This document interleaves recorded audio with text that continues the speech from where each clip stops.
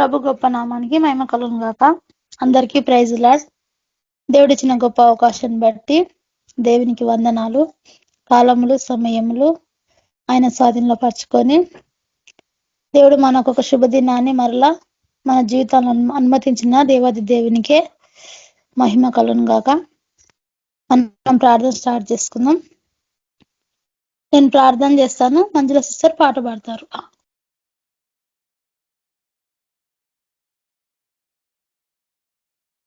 మహాగణుడా, మహోన్నతుడా, సర్వోన్నతుడా, సర్వశక్తిమంతుడా, సజ్జుడువైన గొప్ప దేవుడా, నీకు వందనాలు యేసయ్యా. అయా నీకు వందనాలు ప్రభా. గత కాలం అంతా కాచి కాపాడి ఏ రెక్కనిలో భద్రపరుచుకున్న గొప్ప దేవుడునైనా నీకు వందనాలు యేసయ్యా. నువ్వు సర్వశక్తిమంతుడవు, సజ్జుడవు, సర్వోన్నతుడవు నా ప్రభా. నీ నామానికి మహిమ కలుగును గాక యేసయ్యా. నీకు వందనాలు ప్రభా. ఈ దినమందు నా ప్రభా, ఈ ఆన్లైన్ ప్రేయర్లో నా తండ్రి అటెండ్ అవ్వడానికి మీరు చూపిన గొప్ప మహాకృపను బట్టి మీకు వందనాలు యేసయ్యా. ఎక్కడ 2-3 కూడి నా నామమున సూచిస్తారో వారి మధ్యలో ఉంటానని వాగ్దానం చేసిన గొప్ప దేవుడు నా దేవా. నువ్వు ఎంతైనా నమ్మదగిన దేవుడునైనా నీకు వందనాలు యేసయ్యా. మేము నమ్మదగిన వారము కాదు, కానీ మీరైతే నమ్మదగిన వారు నా తండ్రి. నీకు వందనాలు ప్రభా. వచ్చిన అందరు బిడ్డలందరి బట్టి నీకు వందనాలు. వారిని దీవించి ఆశ్రయించండి. నీ మెండైన నీ కృపతోనైనా నింపండి నా ప్రభా. నీ మేళ్లతో నింపండి నైనా. మేమందరం కలిసి నా ప్రభా నీ పనిలో పరిచర్యలు ఆయుధపడే కృపను మాకు దయచేయండి. ఇచ్చిన నీ పరిచర్య నా ప్రభా శక్తి లోపము లేకుండా నా తండ్రి నమ్మకంగా నీలో కొనసాగే కృపను మాకు దయచేయండి నా ప్రభా. నీకు వందనాలు యేసయ్యా. ఇంకా ఎంతమంది నా తండ్రి రక్షణ అనుభవం లేని బిడ్డలు ఉన్నారో వారందరికీ రక్షణ అనుభవాన్ని దయచేయండి. రక్షణ పొందిన వారిని ఆత్మీయంగా బలపరచండి నా ప్రభా. అయా రక్షణ పొంది కూడా వెనక తగ్గిన వారు ఎంతమంది ఉన్నారో నా ప్రభా, వారందరినీ మీరు దర్శించండి, వారితో మీరు మాట్లాడండి నా తండ్రి. మరలా నీ పాదాల చెంతకొచ్చే కృపను దయచే. ఎన్నో తండ్రి మరణాలు జరుగుతున్నాయి నా ప్రభా, ఆత్మహత్యలు జరుగుతున్నాయి దేవా, కుటుంబాలలో సమాధానం లేకుండా ఉంది నా ప్రభా. మీరు దర్శించండి తండ్రి, ఆత్మహత్యలను అరికట్టండి తండ్రి, వారితో మాట్లాడండి నా ప్రభా. నీకు వందనాలు యేసయ్యా. దుష్టుడు నా ప్రభా ఎవరిని మింగుదునని గర్జించు సింహాలి నా ప్రభా. అయ్యా నా తండ్రి ప్రతి మనిషిని వేటాడుతున్నాడు అయ్యా. దుస్తుని ప్లాన్స్ అని మీరు నైనా ఏసునామములో క్యాన్సిల్ చేయనా ప్రభా. ఎక్కడ కూడా ఆత్మహత్యలు జరగవద్దు నా ప్రభా. ఎప్పుడు కూడా ప్రాణహాని చేసుకోవద్దు నా ప్రభా. ఈ ప్రాణం మాకు మేముగా వచ్చింది కాదు నా తండ్రి, నువ్వు ఇచ్చినది నా ప్రభా. నీకే మరి హక్కుంది నా తండ్రి. మా ప్రాణ దేహాత్మల మీద నా ప్రభా నీకు మాత్రమే హక్కుంది నా ప్రభా. యేసయ్యా నీకు వందనాలు ప్రభా. మీ సహాయం దయచేయండి. ఇంకా ఎంతమంది నా ప్రభా ఈ ఆన్లైన్ ప్రేరుకునైనా రావాల్సిన వారా తండ్రి, వరకు నడుల ఆటంకాలు కొట్టివేనా ప్రభా. నీ సహాయం దయచేసి అయ్యా పాటల ధరి నామాన్ని మహిమ తెచ్చుకో. వాక్యం ద్వారా సూటిగా తేటగా మాతో మాట్లాడండి. నీ దాసుని ద్వారా మాతో మాట్లాడి నీ నామానికి మహిమ తెచ్చుకోమని యేసు పరిశుద్ధ నామములో వేడుకుంటున్నాను తండ్రి, ఆమేన్. అందరికీ praise Lord. Sister praise Lord. Sister praise Lord. Sister పాడండి సిస్టర్. పాట పాడుకొని దేవుని నామాన్ని మహిమపరుచుకుందాము. నీతో సమమెవరు, నీలా ప్రేమించేదెవరు, నీలా క్షమించేదెవరు యేసయ్యా. నీలా పాపికై ప్రాణం పెట్టిన వారెవరు, నీలా పాపికై ప్రాణం పెట్టిన వారెవరు, నీతో సమమెవరు, నీలా ప్రేమించేదెవరు, నీలా క్షమించేదెవరు యేసయ్యా. నీలా పాపికై ప్రాణం పెట్టిన వారెవరు, నీలా పాపికై ప్రాణం పెట్టిన వారెవరు. లోక బంగారము ధన ధాన్యతలు ఒక చోటుంచిన నీతో సరితూగునా. లోక బంగారము ధన ధాన్యతలు ఒక చోటుంచిన నీతో సరితూగునా. జీవనదులన్నీయు సర్వసాంద్రములు ఒకటయ్యగసినా నిన్ను తాకగలవా. జీవనదులన్నీయు సర్వసాంద్రములు ఒకటై ఎగసినా నిన్ను తాకగలవా? నీలా జాలి గల ప్రేమ గల దేవుడేడి, నీవేగా మంచి దేవుడవు. నీలా జాలి గల ప్రేమ గల దేవుడేడి, నీవేగా మంచి దేవుడవు.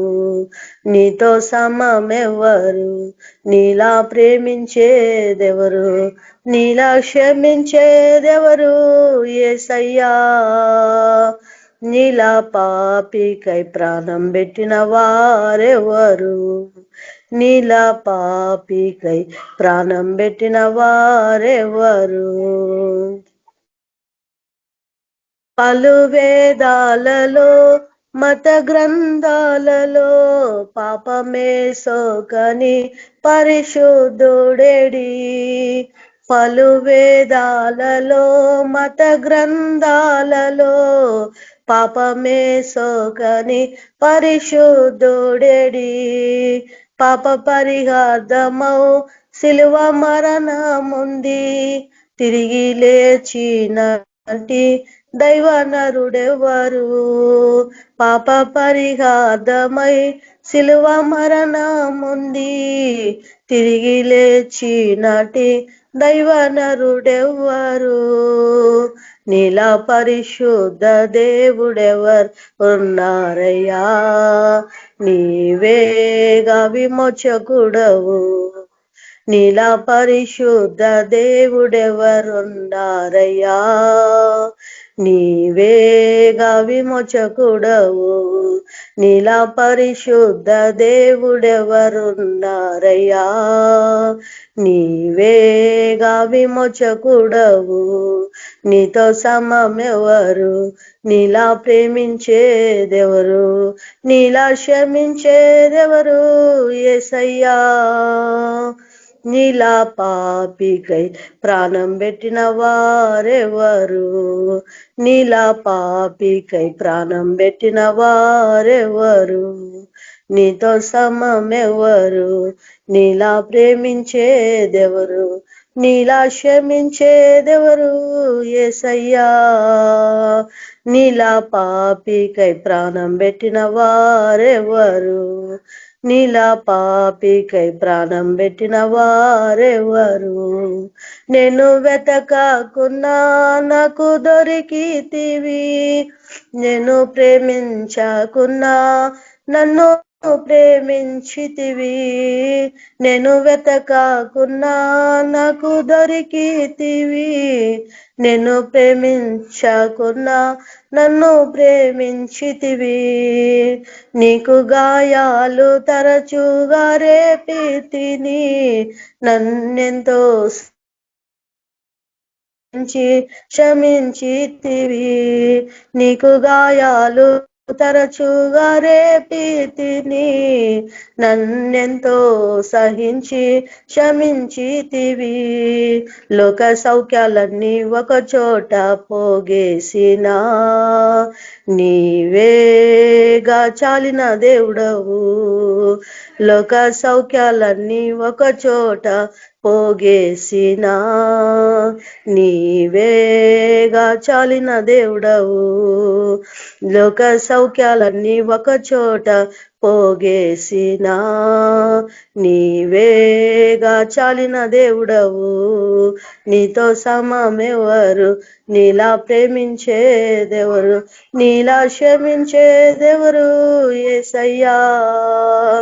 నీలా పాపికై ప్రాణం పెట్టిన వారెవరు, నీలా పాపికై ప్రాణం పెట్టిన వారెవరు? నీలా పాపికై ప్రాణం పెట్టిన వారెవరు? Thank you sister. Praise the Lord. Thank you sister. అందరికీ ప్రైజ్ లార్డ్. నా ప్రైజ్ లార్డ్ అన్నా. ప్రైజ్ లార్డ్ అందరికీ. ప్రార్థిస్తాం. పరిశుద్ధుడవగు తండ్రి, మహోన్నతుడగు మా దేవ, మీకు వందనాలు కృతజ్ఞతలనైనా. ఈ ఉదయం నుంచి ఇంతమంది కాచి కాపాడి సురక్షితంగా మీ యొక్క సన్నిధిలో సమయం గడిపే అవకాశాన్ని, భాగ్యాన్ని మీరు మాకు ఇచ్చినందుకు మీకు వందనాలు. అదేవిధంగా ప్రభా, మీ యొక్క రక్తంలో పాల్పొందే యోగ్యతని మాకు ఇచ్చినందుకు మీకు ఎంత కృతజ్ఞతలైనా. కాబట్టి నేను మరణం మీద విజయం అనుగ్రహించినారు. అవును ప్రభా, మా చేతులు పెట్టి వెళ్ళినారు ప్రభా. దాన్ని బట్టి మీకు ఎంత వందనాలు ప్రభా. రెండో మరణానికి మా మీద అధికారం లేదని చెప్పినాను నేను. దాన్ని బట్టి మీకు ఎంత కృతజ్ఞత ఉంది ఆయన. ముఖ్యంగా ప్రభు అయితే ఆరాధనలో పాల్పొందిన వారందరి గురించి మేము ప్రార్థిస్తుండగా వారి హృదయ వంచనను తీర్చండి, వారి కుటుంబంలో శాంతి సమాధానం తెచ్చండి, ప్రతి అక్కర్ని కొరతను తీర్చండి, ఆర్థికంగా మెరుగుపరచండి, అప్పులన్నింటినీ క్యాన్సిల్ చేయండి. నైనా ప్రతి చోట మీ కొరకు సాక్ష్యం నిలబెట్టుకోమని, అదే విధంగా ప్రభా ఆత్మీయ జీవితంలో మరి అభివృద్ధి పొందలాగా మీ జ్ఞానమందు వర్తిలాగా సహాయపడమని ప్రార్థిస్తున్నాం. మీరు క్రీస్తు కూడా లేపబడిన వారైతే పైన వాటిని వెతుకోవడానికి చెప్పినారు. కాబట్టి నేను కొలిసిన రాసిన పత్రికలో ఆ వాక్యానికి తగినట్లు మేము ప్రకటన గ్రంథంలోని విషయాలను మేము ధ్యానిస్తున్నాం. నైనా మీ యొక్క పరిశుధాత్మ నడిపింపు మాకు దయచేయండి. మా యొక్క ఆత్మీయ నేత్రంలను దీపమని ప్రార్థిస్తున్నాం. వీటన్నిటినీ ఆత్మలో మేము చూచలాగా సహాయపడమని ప్రార్థిస్తున్నాం. అనుమానించకుండా ప్రభా వీటన్నిటిని మేము స్వీకరించేలాగా ఓ ప్రభా మమ్మల్ని ఆకర్షించమని ప్రార్థిస్తున్నాం. మీ వాక్యము బయలుదేరగానే వెలుగు కలిగిన అని హెచ్చరిస్తుంది ప్రభావం దేవుని వాక్యం. కాబట్టి నైనా అటువంటి వెలుగును మాకందరికి అనుగ్రహించండి. నైనా వెలుగు ఎక్కడుంటే అక్కడ జీవం ఉంటుంది ప్రభా. కాబట్టి మా జీవితాలలో వెలుగును అనుగ్రహించండి, మా హృదయంలో భద్రపరచుకోలాగా సహాయపడండి. నేను మీ కొరకు ప్రతి చోట మేము వెలుగుగా ఉండలాగిన అనేకలను వెలిగించచ్చు ముందుకు పోలాగిన సహాయపడమని ప్రార్థిస్తున్నాం. ప్రతి ఒక్కరిని ఆశ్రయించండి, మీ మహిమార్థనలు పెట్టుకోండి. ఈ యొక్క ఆరాధన అంతట్లో మీరే ఆధిపత్యం వహించి మనందరిని నడిపించమని, వాక్యాలని సత్యాన్ని గ్రహించి అదే విధంగా అనుభవపూర్వకంగా అనేకలకు ప్రకటించేలాగిన వాటిని మేము మా జీవితంలో సాక్షార్థంగా పెట్టుకోమని లాగిన సహాయపడమని ప్రార్థిస్తున్నాం తండ్రి. మీ మహిమార్థంగా ప్రతి చోట మమ్మల్ని నిలబెట్టుకొని మీ రాకడ వరకు మమ్మల్ని అందరినీ సిద్ధపరచుకోమని యేసు క్రీస్తు పరిశుద్ధ నామమున ప్రార్థించుచున్నాం తండ్రి. ఆమేన్. ప్రకటన గ్రంథంలోని వాక్యాలను మనం ధ్యానించక ముందు ఈరోజు 8వ తేదీ ఫిబ్రవరి 2026 సంవత్సరం బాబిలోనియన్ గ్రిగోరియన్ క్యాలెండర్ ప్రకారంగా ప్రతిసారి మనము బబులోన్ గురించి ధ్యానిస్తూ ఉంటాం. ముఖ్యంగా బబులోను కాలంలో మనం ఉంటున్నాం అని బైబిల్ సెలవిస్తూ ఉంది. మనము ఇర్మియా గ్రంథంలో అనేక పర్యాలు చూసినాం. గతంలో బబులోను పరిస్థితి ఏ రీతిగా ఉండబోతుందని ప్రవక్త అయిన ఇర్మియా ప్రవచించినట్లు మనం చూసినాం. కానీ అది ఈరోజు ప్రకృతి సహజంగా లేదని మనం చూస్తాం. బైబిల్లో చెప్పబడినట్లు ఈరోజు లేదు ఆ దేశం. కానీ ప్రకటన గ్రంథము 18వ అధ్యాయం వచ్చేటప్పటికి అది తిరిగి మనం చూస్తూ ఉంటాం. దాని అర్థం ఏంటి అంటే పాతది ప్రకృతి పరమైనది గతించిపోయింది, అది దాని ఆత్మ ఈరోజు ప్రపంచాన్ని వెంటాడుతుంది. కాబట్టి ఈ ప్రపంచం ఈరోజు ఆత్మీయ స్థితిలో బబులోను దేశంలాగా ఉందన్న విషయాన్ని మనం అందరం గ్రహించాలా. గ్రహించినప్పుడు మనం ఏం చేస్తాం? దాన్ని బట్టి నా దుస్థితి నీకు పట్టకుండా ఉండాలంటే దాని నుంచి పారిపోమన్నాడు. కాబట్టి ఈరోజు కొన్ని విషయాలు దాన్ని చూపించి నేను ప్రకటన గ్రంథం 21వ అధ్యాయానికి మనం తిరిగి వెళ్ళిపోతాం. ఒకసారి చూడండి, ప్రకటన గ్రంథము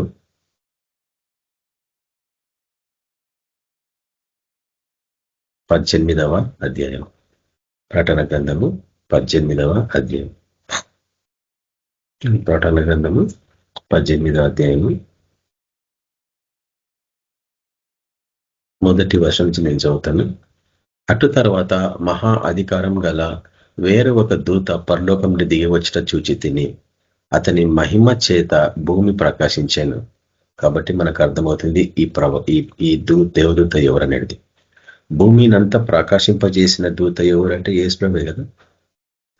నేను ఈ లోకానికి వెలుగై ఉన్నానన్నాడు. కాబట్టి ఇది మన ప్రభుకే సాదృశ్యం. అతడు గొప్ప స్వరంతో ఆర్భటించి ఇట్లా నేను మహాబబులోను కూలిపోయాను. అది దయ్యములకు సరే.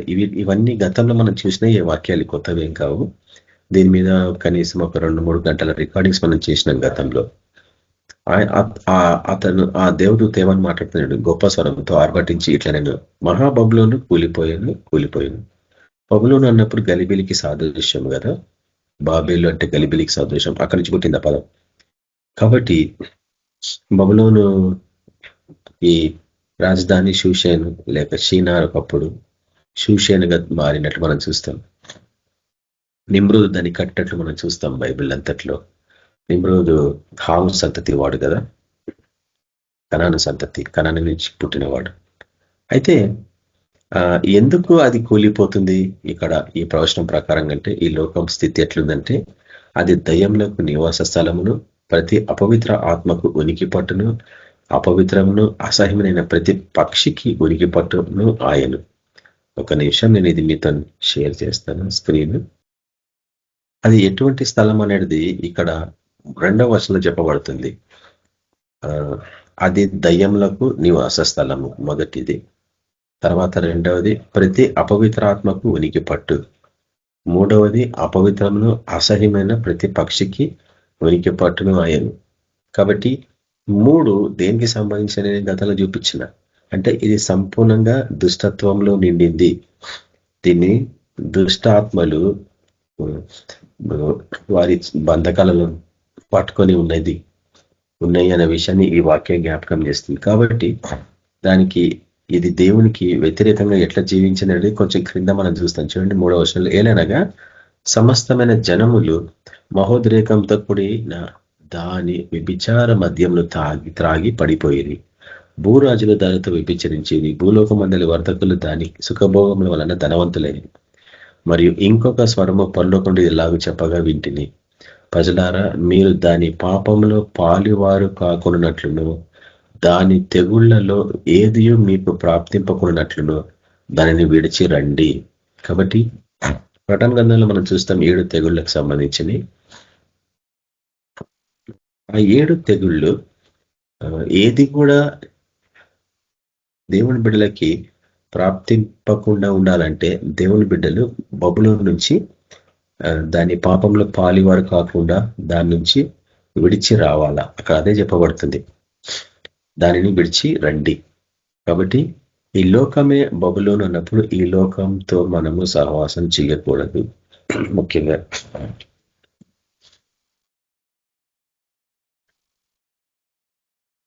పైగా అంత మోసంతో కూడింది కాబట్టి ఈ లోకము ఏ రూపకంగా నిన్ను మోసగించడానికి ప్రయత్నిస్తుందో ఈ లోకం చూడాల.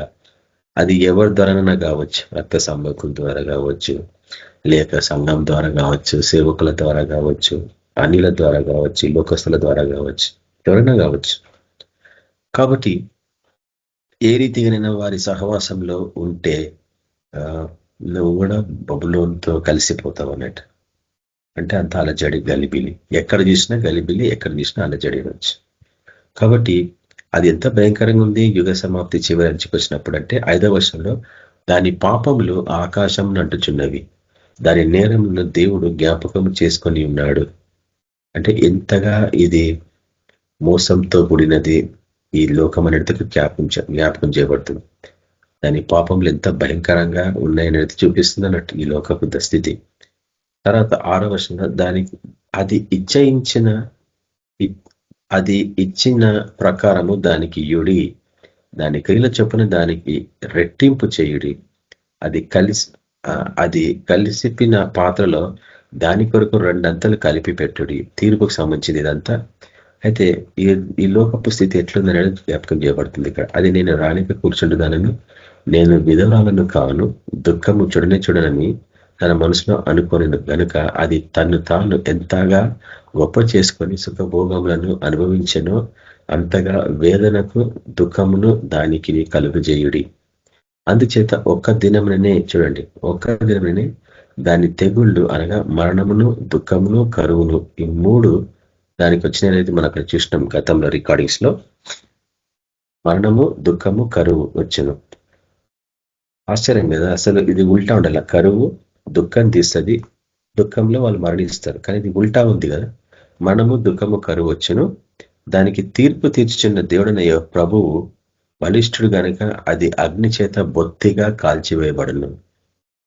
కాబట్టి ఈ లోకపు స్థితి ఎట్లా ఉంటుంది అనేది జ్ఞాపకం చేయబడుతుంది. భయంకరమైన యుద్ధాలు, ఒక దేశం మీద ఒక దేశానికి ఎక్కడ చూసినా అగ్నిమయము కాబోతుంది త్వరలో. కానీ దేవుడు మనల్ని దాంట్లో నుంచి కాపాడుతాడు. ఎందుకంటే మనము భూమివాసులం కాదు, మనం ఆకాశవాసులం. కాబట్టి మనల్ని ఆయన భద్రపరుచుకుంటా ఉంటాడు. 9వ వర్షం నుండి, దానితో వ్యభిచారం చేసి సుఖభోగములను అనుభవించిన భూరాజులు దాని బాధ చూచి భయక్రాంతులై దూరం వెళ్ళబడి దాని దహన ధూమమును చూచినప్పుడు దాని విషయమే రొమ్ము కొట్టుకొనుచు ఏడ్చుచు, అయ్యో అయ్యో బబులోను మహాపట్నమా, బలమైన పట్టణమా. చూడండి, ఒక్క గడియలోనే నీకు తీర్పు వచ్చింది. ఒకటే గడియ, ఒక్క గడియ అంటే ఒక గంటలో జరిగిపోయింది అన్నట్టు. ఒక గడియలోనే నీకు తీర్పు వచ్చాను కదా అని చెప్పుకుందరు. అయితే దీంట్లో ఎటువంటి వారు ఉన్నారు అనేది ఇక్కడ చెప్పబడుతుంది. దీని బాధ లేక ఈ లోకస్తులు ఎటువంటి వారు అనేది ఇక్కడ ఉంది. అంత బిజినెస్ మ్యాన్ ఉంది ఇక్కడ ముఖ్యంగా. తర్వాత బంగారము, వెండి, రత్నములు, ముత్యములు, సనపు నారబట్టలు, ఊదరంగు బట్టలు, పట్టుబట్టలు, రక్తవర్ణపు బట్టలు మొదలైన సరుకులను, అంటే ఎటువంటి బిజినెస్ మ్యాన్ అనేది ఇక్కడ చెప్పబడింది. ఇటువంటి బిజినెస్ చేసే వాళ్ళందరూ ఇందులో ఉన్నారు. వారి పరిస్థితి అన్యాయంగా ఉంటుందని చెప్తున్నాడు.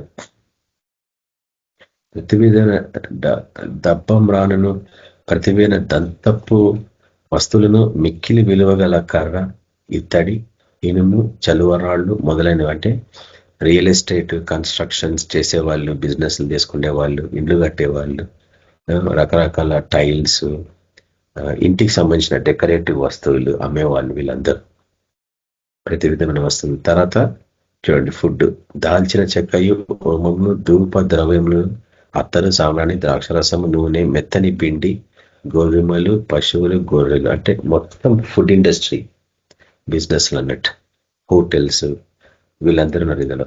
తర్వాత గుర్రములను, రథములను, దాసులను, మనుషుల ప్రాణములను ఇక మీదట ఎవడును కొనడు. అంటే ఒక్కసారి దానికి పట్టిన తీర్పులో అందరం గతించిపోయినాక ఇంక ఏముండదు వాళ్ళకన్నా పరిస్థితిని జ్ఞాపకం చేయబడుతుంది ఇక్కడ. కాబట్టి ప్రతిసారి మనం ఎందుకు ఈ యొక్క విషయాన్ని జ్ఞాపకం చేసుకుంటున్నామంటే, మనం ఉంటుంది ఈ కాలం, ఇది త్వరగా ముగించబోబోతుంది. ఒక్క గంటలోనే ఇది ముగించబోబోతుంది. కానీ దేవుడు మనల్ని మటుకు కాపాడుతాడు సురక్షితంగా. మన చుట్టూ తన కంచె పెట్టి కాపాడుతాడు అన్న విషయాన్ని మనం జ్ఞాపకం చేసుకోవాలి. ఇది కేవలం ఈ లోకస్తులకు సంబంధించింది. కాబట్టి దాని సహవాసంలో మనం ఉంటే మటుకు మనకు కూడా ఖచ్చితంగా శ్రమ అనుభవించక తప్పదు. క్రైస్తవులు ఎందుకు శ్రమలు గుండా పోతారంటే బబులోనికి అంటుకుని ఉన్నారు. మనము ఆ మతం నుంచి బయటకు వచ్చిన వాళ్ళం కాబట్టి మనకి ఇటువంటి దుస్థితి ఉండదు. ఎందుకంటే మనము ప్రభుతో పాటు ఆ యొక్క పరలోకంలో ఆయనతో పాటు కూర్చుని ఉన్నాం. ప్రతి క్షణము ఆయన సగన నిలబడి ఉన్నాం మనం. కాబట్టి ఈ యొక్క దుస్థితి మనకి పట్టదన్నట్టు. కానీ అందులో అనేక మంది మన తెలిసిన వాళ్ళు ఉన్నారు. అందరూ దేవుని బిడ్డలు కానీ, సేవకులే కానీ అనేక మంది. కాబట్టి వారికి ఒక విషయం, ఒక అవకాశం దేవుడి వలన ఆశపడుతున్నాడు. అది నీ ద్వారా, నా ద్వారా. మనం ఇవన్నీ వాళ్ళకి చూపించినప్పుడు ఏం జరుగుతుందంటే అందులో వాళ్ళు స్పందించవచ్చు. వాళ్ళు స్పందించాలన్న తపనతోనే చెప్తాం ఈ విషయాలు. ఎందుకంటే ఇది ప్రేమ సిద్ధాంతం కాబట్టి. మనుషులు వీటన్నిటిని తెలుసుకొని ఆ మతపరమైన జీవితం నుంచి బయటకు వచ్చి సగం సత్యం సగం వద్దను ఆశ్రయించి నాకేం కాదులే, నేను అమాంతంగా వెళ్ళిపోతాను మధ్యాహ్నానికి, అక్కడ నాకు విందు ఉంటుంది అని ధీమాగా ఈ లోకాన్ని సంపాదించుకుంటున్నారు. ఆస్తులు సంపాదించుకుంటారు. ప్రభు కొరకు సమర్పించుకొని జీవించిన జీవితం కాదు, ఆడంబరమైన జీవితం. అది ఏషావుకి సాదృశ్యం. వారి కడుపే వారి దేవత. ఆ వాక్యము వారికి సాదృశ్యం, వారి కొరకు చెప్పబడింది. కాబట్టి మతపరమైన క్రైస్తవ జీవితంలో ఉన్న వాళ్ళందరూ దానికి బట్టిన దుస్థితిలో పడతారు. వాళ్ళందరికీ పడుతుంది అది. ఎందుకంటే దాని సహవాసంలో ఉన్నారు కాబట్టి. మనం మటుకు దాని నుంచి బయటకు వచ్చినాం కాబట్టి మనకు దాంతో ఎటువంటి సహవాసం లేదు. కానీ అందులో బబులోనులో ఇందాక చేసిన మనము 3 గుంపులు ఉన్నట్టు.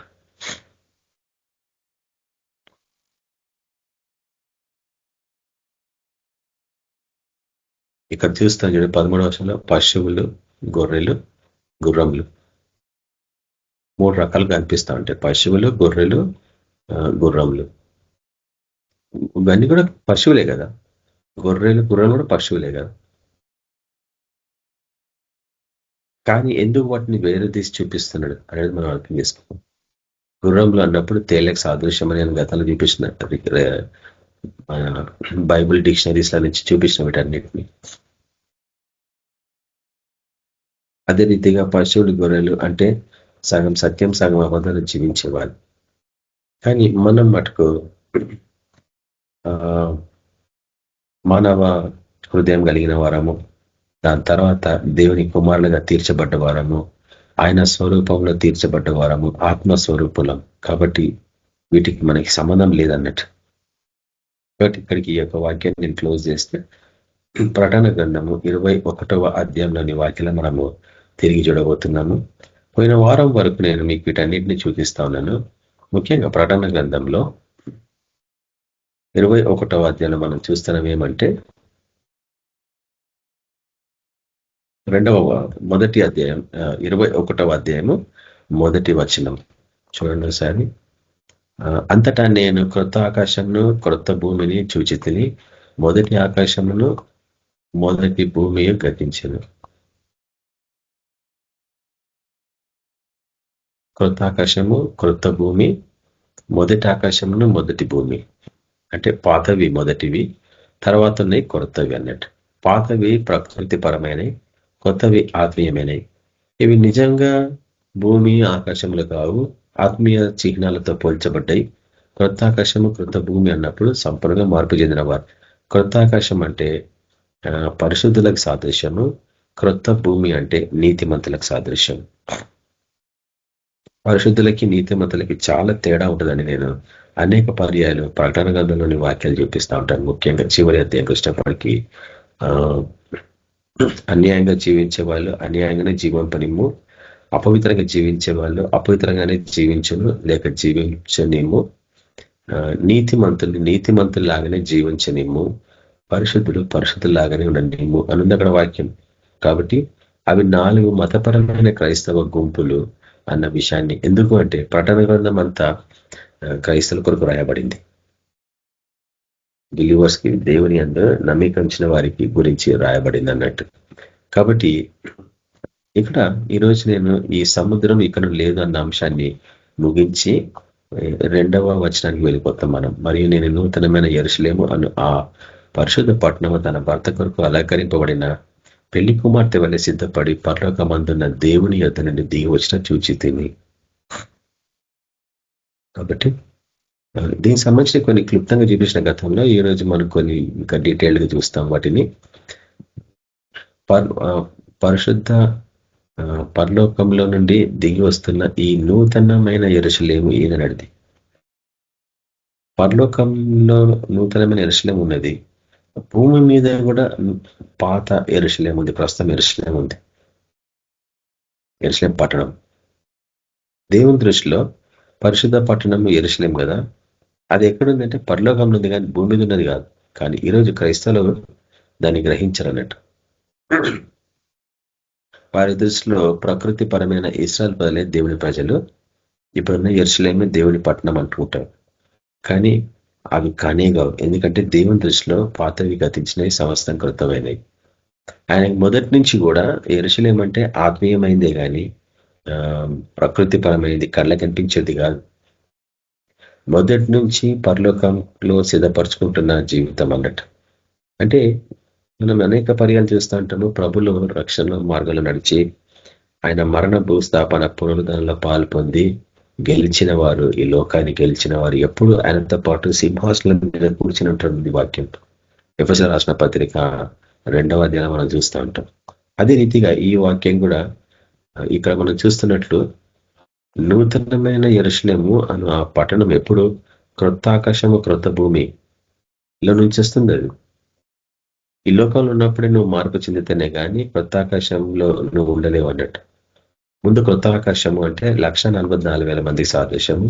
దాని తర్వాత క్రొత్త భూమి అంటే గొప్ప జన సమూహము హతసాక్షులై ప్రభు చెంతకు వచ్చినాక, పరలోకంలో కనిపెట్టినాక వీళ్ళిద్దరు కలిస్తేనే నూతనమైన యెరూషలేము అను మహాపట్టణం.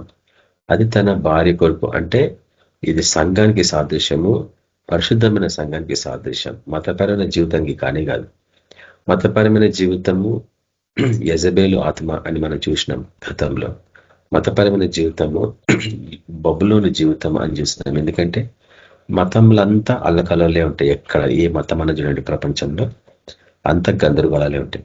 నాది కరెక్ట్ అని కొట్లాడుకుంటారు, రక్తపాతం వరకు ఉంటుందండి. మతము మనుషులని మత్తులుగా చేస్తుంది. ఆ మత్తులో వాడు తన ప్రాణం పోగొట్టుకుంటాడు, లేకుంటే ప్రాణాలు తీస్తూ ఉంటాడు అన్నట్టు. కాబట్టి అది ఎట్టి పరిస్థితుల్లో దేవుడు ఏర్పరచుకునే కానీ కావు మతాలు. ఈ లోకంలో అన్ని మతాలు ముఖ్యంగా క్రైస్తవత్వం అనేది మతం కాదని మనకు తెలుసు కాబట్టి అది ప్రభుతో సహవాసం కలిగి జీవించే జీవితం, పరిశుద్ధమైన జీవితం, అది దేవుని చేత నడిపించే మార్గం. కాబట్టి అది మతం లాగా మనం ఎప్పుడు ఎంచుకోమన్నట్టు. ఈ లోకస్తులు ఎంచుకుంటే వాళ్ళ ఇష్టం అది. కానీ మనం మటుకు ఎట్టి పరిస్థితుల్లో క్రైస్తవత్వాన్ని మతం లాగా ఎంచము. ఒకవేళ దాన్ని మతం లాగా ఎంచితే అది కూడా బబులోన్లో కలిసిపోతుంది అన్నట్టు. కాబట్టి ఈ లోకపు మతాలన్నీ బబులోన్కి సాదృశ్యం. ఎందుకంటే అక్కడంతా అల్ల జలడి, అల్ల కల్లోలము, దాని తర్వాత గలిబిలి, భాషలు తారుమారైనాయి కదా అక్కడ. అంటే మనుషుల తత్వాలు, మనుషుల గుణగణాలు, మనుషుల నమ్మకాలన్నీ అక్కడ పుట్టినాయి అన్నట్టు. అట్లా మనుషులు విడిపోయినారు ప్రపంచాత్మకంగా. అట్లా మతాలు పుట్టిన అనేసి మనం చూస్తాం గతంలో. అయితే ఇప్పుడు చూడండి, ఇక సముద్రం లేదు అన్న అంశం గురించి నేను ఈరోజు కొంచెం చూపించేసి ఈరోజు పాట ముగించేస్తాను. ఎందుకు సముద్రం లేదు అని విన్నప్పుడు నేను గతంలో మీకు పోయిన వారం వరకు మీకు అన్ని చూపించినాను. సముద్రము ఆ యొక్క ఆది కాండం నుంచి చూసినప్పుడు అది మొదటి నుంచి అక్కడ ఉంది. కానీ ప్రటంగంలోకి వచ్చేటప్పటికీ, చివరి అధ్యాయంకి వచ్చేటప్పటికీ అది లేదు అంటున్నాడు. కాబట్టి అది ఎట్లా సాధ్యం? కాబట్టి ఇది కూడా ఆత్మీయమైందా అని అడగచ్చు కదా చాలా మంది. ఆత్మీయమైందే, ప్రకృతి పరంగా కూడా కరెక్ట్. ఎందుకంటే మనకు తెలుసు సముద్రము అనేది దేనికి సాదృశ్యం అని. గతం అనేక పర్యాలు నేను మీకు చూపించినా కూడా సముద్రంలో రకరకాల జీవరాశులు ఉంటాయి కదా. అందులో చేపలు ఉంటాయి, రకరకాల చేపలు ఉంటాయి. దాని తర్వాత సముద్రంలో సర్పాలు ఉంటాయి, విషపూరితమైన సర్పాలు ఉంటాయి, తేళ్లు ఉంటాయి, రకరకాల జీవరాశులు ఉంటాయి. దాని తర్వాత సముద్రము బహు అగాధంలో ఉంటుంది. దాని లోపలికి పోతే దాని అడుగు భాగం చాలా కష్టం వెతుక్కోవడం. పైగా ఏమవుతుందంటే సముద్రంలో దిగినప్పుడు ఏమవుతుందంటే భూమి ఆకర్షణ శక్తి చాలా పవర్ఫుల్ ఉంటుంది. మనుషులని వస్తువుని క్రిందికి లాగేస్తూ ఉంటుంది. అంటే పాతల లోకాలను తీసుకెళ్ళిపోయేటట్లు అన్నట్టు. సముద్రము అనేక పర్యాలను మనం గతంలో చూసినట్టు అందులో రకరకాల జీవరాశులు ఉంటాయని పౌలు గారు కూడా జ్ఞాపకం చేస్తూ ఉంటారు. పూర్వీకులు సముద్రం అంటే భయపడేవాళ్ళు. ఈరోజు చాలా మంది భయపడకపోవచ్చు, కానీ పూర్వీకులు ఎందుకంటే వాళ్ళంతా జీవితాలు వర్తకం చేసేదంతా సముద్రాల మీదనే. ఇట్లా మనకి ఈరోజు ఉన్నట్లు రోడ్స్, ఎయిర్పోర్ట్స్ లేవు. ఆ రోజులంతా సీ పోర్ట్సే అంటాం వాటిని. అంటే సముద్రం మీదనే వాళ్ళు వర్తకాలు చేసేవాళ్ళు అన్నట్టు, వర్తకం చేసేవాళ్ళు. మన దేశానికి కూడా ఆ ప్రాంతాల నుంచి, పాశ్చాత్య దేశాల నుంచి వచ్చేవాళ్ళు. ఆ రోజుల్లో పాశ్చాత్య దేశాలు అంటే ఏం లేవు. యూరోప్ ఖండము లేక ఆసియా ఖండము ఇట్లాంటివి లేకుండే పూర్వం. ఇవన్నీ ఎట్లా పుట్టినాయంటే నేను పోయినవరం చూపించిన మీకు, నేను ఈ యొక్క సముద్రము పాయలు కావడం వలన, సముద్రము పాయలే కొద్దీ భూమి చీల్చబడినట్లు. కానీ భూమి అంటే చీల్చబడింది చెప్పండి? భూమి ఒకటే కదా. ఈ సముద్రము భూమిని పాయలు చేసినట్లు మనం చూస్తాం, చీల్చినట్లు. దానివల్ల ఏమవుతుందంటే రకరకాల దేశాలు పుట్టినాయని నేను మీకు చూపించిన గతంలో. పైగా 2000 సంవత్సరాలకు పైగా ఉన్న ఆ యొక్క పటం అంటాం కదా, మ్యాప్ అంటాం కదా, ప్రపంచ పటం, వరల్డ్ మ్యాప్. ఆ రోజు ఉన్నట్లు 2000 సంవత్సరాల క్రితం ఉన్నట్టు ఈరోజు లేదు. మీరు మీ బైబిల్లో లాస్ట్ పేజెస్, చివరి 10 పేజెస్ చూసినప్పుడు మీకు అక్కడ కనిపిస్తూ ఉంటుంది. పౌలు తన సువార్త పరిచర్య కొరకు తిరిగిన స్థలాలు ఒక పటం ఉంటుంది. అదే రీతిగా పాత నిబంధన కాలంలో ఉన్న పటం ఒకటి ఉంటుంది. 2 పటాలు మనకు అక్కడ కనిపిస్తుంటాయి, old testament map, new testament map. ఎప్పుడైనా కొంచెం జాగ్రత్తగా వాటిని తీసి చూడండి. ఒకటే పేజ్ కదా, జస్ట్ అట్లా ఓపెన్ చేసి అవన్నీ చదవండి. పదాలు, దేశాల పేర్లు, పాత నిబంధన కాలపు దేశాల పేర్లు, తర్వాత 2000 సంవత్సరాల క్రితం ఉన్న దేశాల పేర్లు. ఆ పేర్లకి ఈరోజు పేర్లు చూస్తే చాలా ఆశ్చర్యపోతారు మీరు. ఈ రోజు లేవు ఆ పేర్లు, చాలా మటుకు బహు తక్కువగా ఆ పేర్లు మనం ఇక్కడ చూస్తాం ఈరోజు.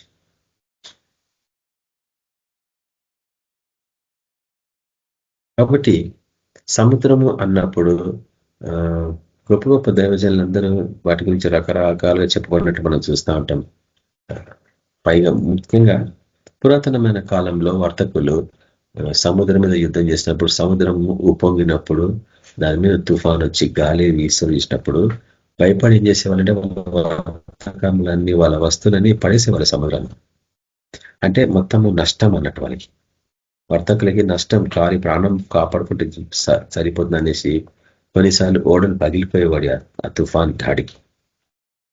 కాబట్టి సముద్రము అంటే ఒక భయంకరమైన స్థలము, అది చివరికి మరణానికి దారితీస్తుంది అన్న ఒక భయం మనుషులు వెంటాడుతుండే ఆ రోజుల్లో.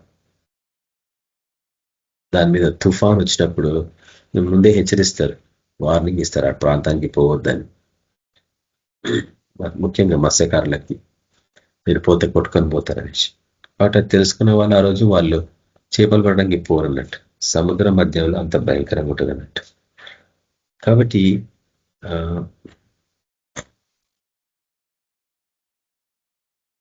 సముద్రము అన్నప్పుడు అవిశ్వాసులకు సాదృశ్యము, దాని తర్వాత పాపపు జీవితానికి సాదృశ్యము, దాని తర్వాత చివరికి తీర్పుకి సాదృశ్యం బైబిల్ ప్రకారంగా.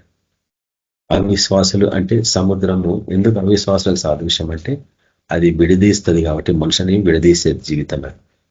దేశాలను ఎట్లా పాయాలుగా విడదీసిందో అట్లా సముద్రము మనుషులను విడదీస్తుంది. ముఖ్యంగా సముద్రం నుండి జీవరాశుల ఆత్మీయతను చూస్తే అపవిత్రమైన ఆత్మలన్నీ అక్కడి నుంచి బయటకు వస్తాయి. సముద్రం అందుకే సముద్రం దగ్గరికి, నీళ్ళ దగ్గరికి, బావిల దగ్గరికి పోవద్దని ఎందుకు చెప్తారు గతంలో మనుషులు పెద్దలు, అంటే కారణం అదే. అట్లా పూర్వీకులు భయపడే వాళ్ళండి సముద్రం అంటే. అందులో నుంచి రకరకాల జీవుల రాశులు వచ్చేసి ఓడలని పల్టీలు కొట్టించడము, అందులో మనుషులు మునిగిపోవడము, వాళ్ళని చంపడము, కొన్ని జీవులు వాళ్ళని తినేయడం, అట్లాంటి భయాలు ఉండేది ఉంటారు. కానీ ఈరోజు మనుషులకి ఈ యొక్క నవీన కాలంలో మనుషులకి సముద్రం అంటే భయం లేదు. వాళ్ళకి అదొక సంతోషము, ఒక పిక్నిక్ లాగా, ఒక టూర్ లాగా, ఎక్స్కర్షన్ లాగా ఒక పెద్ద ఓడలు వెళ్ళిపోతారు అన్నట్టు. నాకు చాలా మటుకు నేను ఎన్నో న్యూస్లు చదివిన గతంలో, ఒక 100 సంవత్సరాల క్రితము ఉన్న పెద్ద పెద్ద ఓడలు, అందులో కొన్ని వేల మంది ప్రయాణం చేసేవాళ్ళు, కొంత బహు విలువ గల వస్తువులు, బంగారము, నగలు, రకరకాల విలువ గల వస్తువులను అన్నింటినీ ఒక దేశం నుంచి ఒక దేశంకి మార్చేవాళ్ళు. అటువంటి పెద్ద పెద్ద ఓడలు, ఇంగ్లీష్లో వాటిని స్టీమర్స్ అంటారు, అవి మునిగిపోయినాయి నీళ్ళల్లో. అవి మునిగిపోతే వాటిని పైకి తీసుకొని రావడం చాలా కష్టం, ఎందుకంటే అటువంటి క్రెయిన్స్ 60లలో లేవు 100 సంవత్సరాల క్రితం. సో వాళ్ళు ఏం చేసేవాళ్ళంటే అది మునిగిపోతుంటే వాళ్ళు తప్పించుకోవడం కొరకు చిన్న చిన్న బోట్లలో వెళ్ళిపోయేవాళ్ళు, వాటి అట్లా విడిచిపెట్టి. అది మునుగుతుండే వారి దృష్టి, వారి కండ్ల ఎదుట. అందులో బంగారము, నగలు, విలువగల వస్తువులు, సామ్రాణి, రకరకాల బహు విలువగల బట్టలు, అన్ని వస్తువులు ఉండేవి అందులో. ద్రాక్షారసము, అటువంటి విలువగల వస్తువులు వర్తకులు వాటిని తీసుకొని పోయేవాళ్ళు. సో సముద్రం మునిగిపోయిన, సముద్రం మీద తుఫాన్ వచ్చినప్పుడు భయపడే వాళ్ళు ఏం చేసేవాళ్ళు, ఆ వస్తువులన్నింటినీ అడబడేస్తే బోటు లైట్ అవుతుంది అనేసి, అది కాగా వాళ్ళు వారి ప్రాణాలు కాపాడుకోవడానికి బోటు మునిగే సమయంలో దాన్ని విడిచిపెట్టి వెళ్ళిపోయేవాళ్ళు. అట్లా ఎన్నో బోట్స్, ఎన్నో స్టోరీస్ నేను ఎన్నో చరిత్రలో వాటన్నింటినీ చదివిన. మీకు అందరూ కూడా తెలిసి ఉండొచ్చు కొంతమందికి టైటానిక్ అనే బోట్ గురించి కదా, పెద్ద స్టీమర్ అది టైటానిక్. అది దాని పేరు టైటానిక్ అని పేరు పెట్టారు. అయితే ఆ బోట్, ఆ స్టీమర్ మీద ఒక రాసి పెట్టేవాళ్ళనట, ఈ బోటు ఎప్పటికీ మునగదు అని. అట్లా రాసి పెట్టుకున్నారు. కానీ అది మునిగింది 100 సంవత్సరాల క్రితం అది మునిగింది. చాలా మంది చనిపోయినారు, కొంతమంది బ్రతికి ఉన్నారు, ముసళ్ళు అయిపోయారు రోజుకి.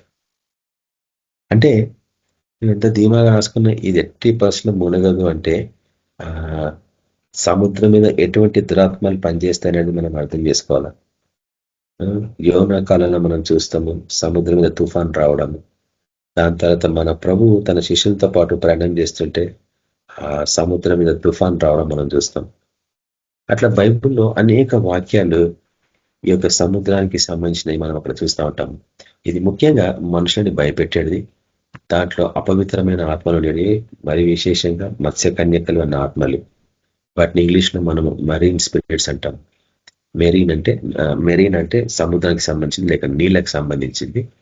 నీటికి సంబంధించిన ఆత్మలు బహు డేంజరస్ ఆత్మలు అన్నట్టు, బహు అపవిత్రమైన ఆత్మలు.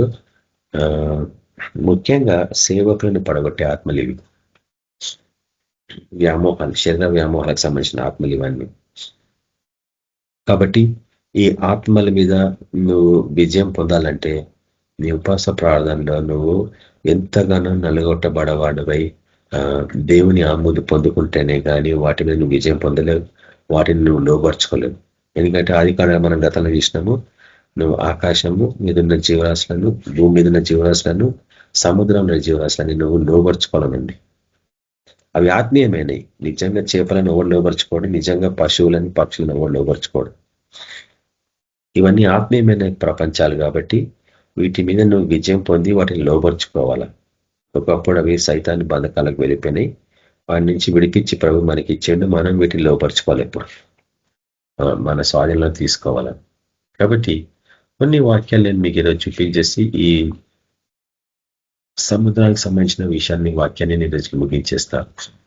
మొదటిగా చూడండి, యూద రాసిన పత్రిక 13వ అధ్యాయము, 1వ అధ్యాయం కదా, యూద రాసిన పత్రిక, యూదా పత్రిక 13వ వచనం చూడండి. సముద్రము దేనికి సాదృశ్యం అంటే ఇక్కడ 13వ వచనంలో, తమ అవమానమును నురుగు వెళ్ళగలకు వారై సముద్రం యొక్క ప్రచండమైన అలలుగాను మార్గము తప్పి తిరుగు చుక్కలుగాను ఉన్నారు. వారి కొరకు గాఢాంధకారము నిరంతరము భద్రము చేయబడి ఉన్నది. కాబట్టి సముద్రము దేనికి సంబంధించిందంటే పాపంలో జీవిస్తున్న వారికి సాదృశ్యం అని చెప్తుంది ఇక్కడ. పాపంలో జీవిస్తూ, అపవిత్రంగా జీవిస్తూ, మార్గము తప్పిన వారు, చూడడానికి చుక్కలే అంటే చూడడానికి సేవా జీవితంలో ఉన్నవారే, చూడడానికి క్రైస్తవులాగానే కనిపిస్తారు, కానీ మార్గము తప్పిన వారు, వారి కొరకు గాఢాంధకారము నిరంతరము భద్రం చేయబడి ఉన్నది. కాబట్టి సముద్రము ముఖ్యంగా పాపపూరితమైన జీవితానికి సాదృశ్యము.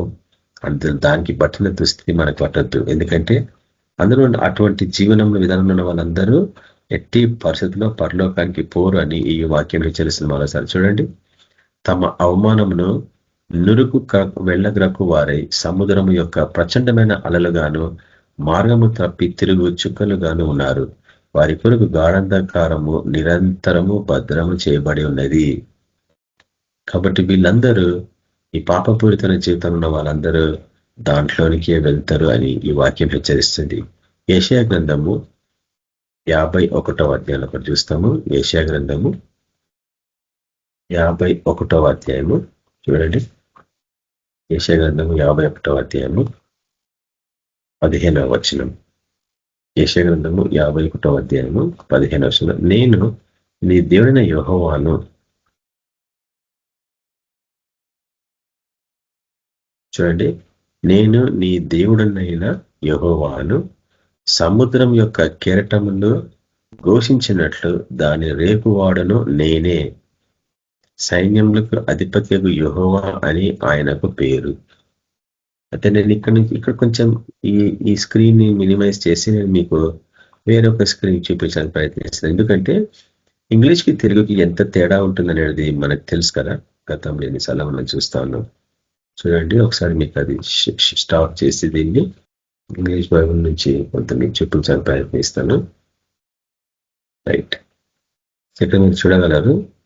యెషయా గ్రంథము 51వ అధ్యాయము 15వ వచనంలో, నేను నీ దేవుడైన యెహోవాను, సముద్రం యొక్క కెరటములు ఘోషించినట్లు దాని రేపువాడను నేనే, సైన్యములకు అధిపత్యకు యెహోవా అని ఆయనకు పేరు. కాబట్టి సముద్రం మీద కెరటాలు అవి ఘోషించినట్లు రేపువాడని నేనే అంటాడు దేవుడు. కానీ ఇంగ్లీష్ బైబుల్లో చూస్తే చూడండి, ఇక్కడ ఇంగ్లీష్ బైబుల్లో యెషయా గ్రంథము 51వ అధ్యాయము 15వ వచనం ఏముందంటే, but I am the Lord thy God that divided the sea, whose waves roared the Lord of హోస్ ఈజ్ ద నేమ్. మరోసారి చెప్తున్నాడు, but I am the Lord thy God that divided the sea whose waves roared it. The Lord of హోస్ is his name. అయితే ఇక్కడ English మనం ఏం చేస్తున్నామంటే divided the see అంటే సముద్రమును విభజించిన వాడు. తెలుగుకి ఇంగ్లీష్కి ఎంత తేడా చూడండి. తెలుగులో చూసిన మరోసారి, నేను నీ దేవుడైన యెహోవాను సముద్రం యొక్క కెరటములు ఘోషించినట్లు దాని రేపు వాడను నేనే, సైన్యములకు అధిపత్యకు యెహోవా అని ఆయనకు పేరు. సో సముద్రం యొక్క కెరటములు ఘోషించినట్లు దాన్ని రేపువాడు అని చెప్తుండు. కానీ ఇంగ్లీష్కి వచ్చినప్పటికీ సముద్రమును విభజించిన వాడని అంటున్నాడు. ఇక్కడ చూడండి మరోసారి 15వ వచనం, but I am the Lord thy God that divide the sea. కాబట్టి సముద్రము విభజించబడింది అంటే అందులో రకరకాల జీవరాశులు విభజించబడ్డాయి అన్న విషయం. ప్రకృతి పరంగా చూస్తే సముద్రము ఎట్లా విభజింపబడింది, దాని చుట్టూ దేశాలుగా విభజింపబడింది. దేశాలు, రకరకాల దేశాలు ఎట్లా పుట్టినాయంటే ఈ సముద్రము విభజింపడం వలన. దేవుడు ఎందుకు వాటిని విభజించిందంటే దేశాలు పుట్టడం కొరకే. అందుకే అటు మనం కోస్తల్ ప్రాంతంలో పోతే మీకు అక్కడ చూస్తూ ఉంటాం, అక్కడంతా సముద్రాలు, వాటి మీద తుఫాన్లు వచ్చినప్పుడు ఆ తుఫాన్లకి ఇండ్లు కొట్టుకొని పోవడం, ఎంతో నష్టం కావడం చూస్తూ ఉంటాం మనం. సముద్రం మీద అంతగా ఘోష ఉంటదన్న విషయాన్ని జ్ఞాపకం చేయబడుతుంది. కానీ క్రొత్త ఆకాశము క్రొత్త భూమిలో సముద్రము ఉంటదా అంటే ఆత్మీయ స్థితిలో అర్థం చేసుకుంటున్న మనము ఆ విభజించే గుణగణము ఉండదు. ఎందుకంటే అందరూ ఒకటే తయారవుతారు కాబట్టి. క్రొత్త ఆకాశము క్రొత్త భూమి, సముద్రం ఇక లేదంటే అది మనుషులు విడదీసేది, అపవిత్రంలో జీవింపజేసేది. తర్వాత సముద్రము అనేది రెండు విధాలుగా మనం చూస్తాను కదా. మొదటిగా సముద్రము అవిశ్వాసులకు సాదృశ్యము, రెండవది పాపానికి సాదృశ్యము, చివరిగా తీర్పుకు సాదృశ్యం. కాబట్టి నోవా జలప్రలయము దేవుని తీర్పుకి సాదృశ్యం అని మనం చూస్తాం. అదే రీతిగా యోన కాలంలో కూడా జలప్రలయం, జలం మీద తుఫాను రావడం, దాని తర్వాత ఎవరి వస్తువులు వాళ్ళు పడేసినారు, ఎవరి దేవతలను వారి దేవుళ్ళని వాళ్ళు పూజించుకుంటున్నారు. యోన మటుకు కిందకు వెళ్ళిపోయి నిద్రపోతున్నాడు. అప్పుడు వారిలో ఒకడు అతను వచ్చి, మనం నశించిపోతున్నామే, నీకు చింత లేదా, నీ దేవుడిని ప్రార్థించుకో, మేము మా దేవుని ప్రార్థిస్తున్నామని చెప్తే అతను అంటాడు, మీరేం చింతించకండి, నన్ను ఈ నీళ్ళలో పడేసేయండి, ఈ తుఫాన్ ఆగిపోద్ది అంటాడు. వాళ్ళు భయపడతారు, నరహంతకులు అవుతాం కదా ఇతని నీళ్ళలో పడేస్తే. ఏం పర్లేదు పడే అంటే పడేసిండు, దాని తర్వాత ఆగినట్టు మనం చూస్తూ ఉంటాం ఉపమాన రీతిగా. అదే రీతిగా మన ప్రభు తుఫాన్ని గద్దించిండు కదా, గాలిని గద్దించిండు అక్కడ, అప్పుడు తుఫాన్ ఆగిపోయింది.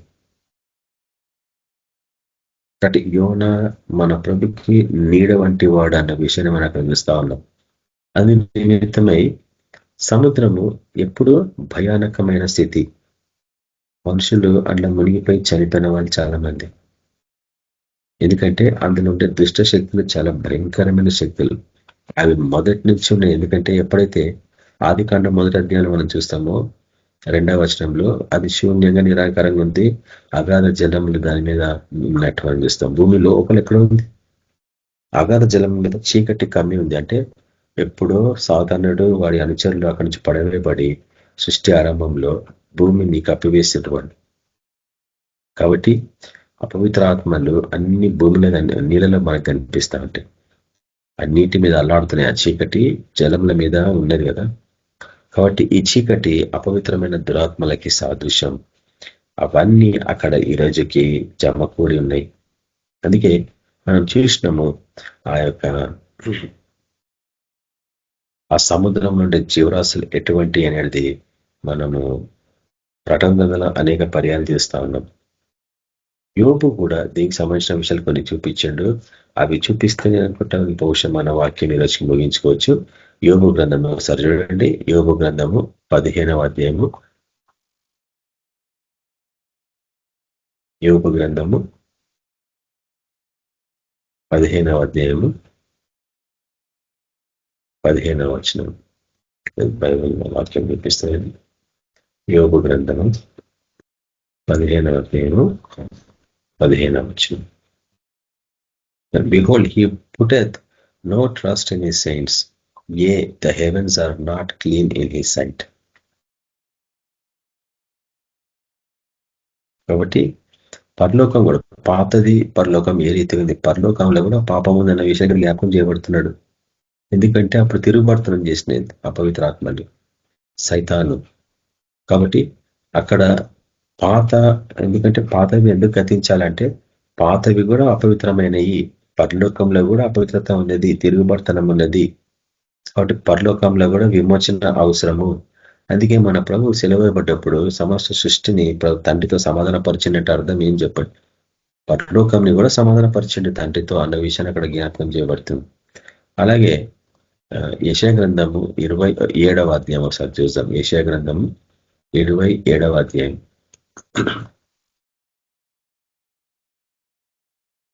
యెషయా గ్రంథము 27వ అధ్యాయము 1వ వచనం చూడండి. సముద్రము అంటే దేనికి సాదృశ్యం, అందులో ఏముంటాయంటే ఇక్కడ in that day the Lord will with his sore and great and strong sword shall push Leviathan the piercing serpent, even Leviathan that crooked serpent, and he shall slay the dragon that is in the sea. So ఇంతమందికి అర్థమైనా నాకు తెలియదు, కానీ తెలుగులో మనసారి చూపిస్తున్నాను. ఆ దినమున యెహోవా గట్టిదై గొప్పదై బలమైన తన ఖడ్గము పట్టుకొను తీవ్ర సర్పమైన మకరమును. కాబట్టి నీళ్ళలో ఉండేదాన్ని సర్పమైన తీవ్ర సర్పమైన మకరం అంటే దాని పేరు లెవయథన్ ఇంగ్లీష్ లో. ఇక్కడ మటుకు సైతాను ఒక మకరం లాగా లేక తీవ్రమైన సర్పము లాగా ఉన్నాడు, సర్పమైన మకరం లాగా ఉన్నాడు. తర్వాత వంకర సర్పమైన మకరమును, అది తీవ్రమైనది, వంకర తిరిగేది.